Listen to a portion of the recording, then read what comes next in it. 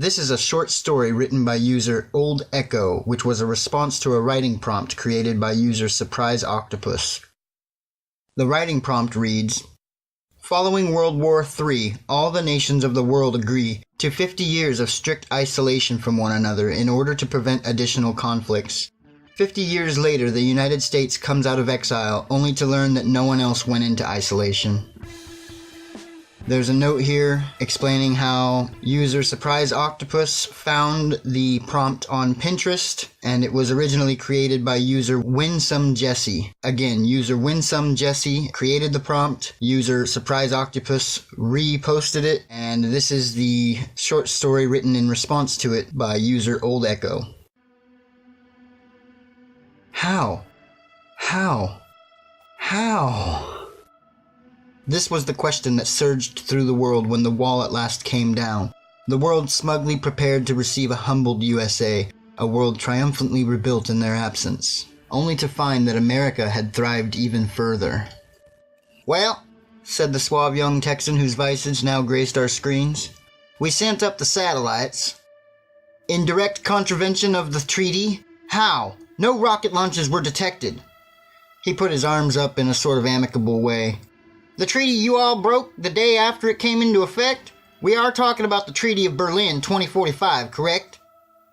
The world was silent to that true accusation. "We still had spies, you know.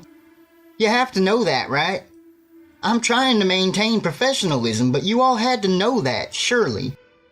He seemed to be struggling to maintain his composure, forcing himself to straighten his tie before breaking out into a grin, then straightening his tie again and putting on a brief poker face before breaking into a grin again. "When global opinion turned against us, we were forced to sign that humiliating treaty that every single one of you broke, but we haven't just been sitting here doing nothing, waiting for the whole world to break down our walls."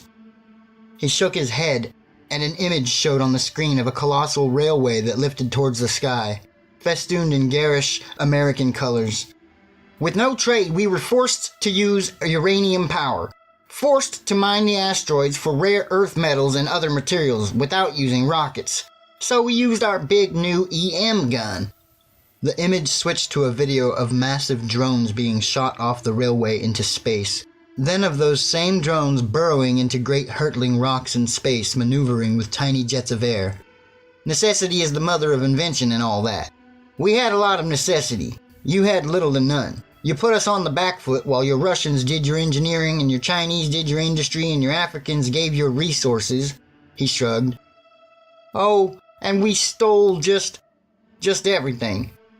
You guys did definitely make some pretty cool things, fusion power, absolutely, kudos. But you all shared it pretty freely too, that was nice. Really the morally right thing to do. We stole the shit out of fusion power." There were harumphs of distaste at that, American coarseness. "But really, all we didn't do was share. Didn't share a darn thing. Of course we can share now, gonna have to renegotiate some things, but we can share now." He grinned in a predatory sort of way. "Oh yes, we can share all kinds of things, for a price." The outrage was immediate. They'd stolen our secrets but would only sell their own? The image switched again, this time to show a large artillery shell being loaded onto the tracks of the EM gun. "Of course, if that don't interest you none, there are some things we can share for free."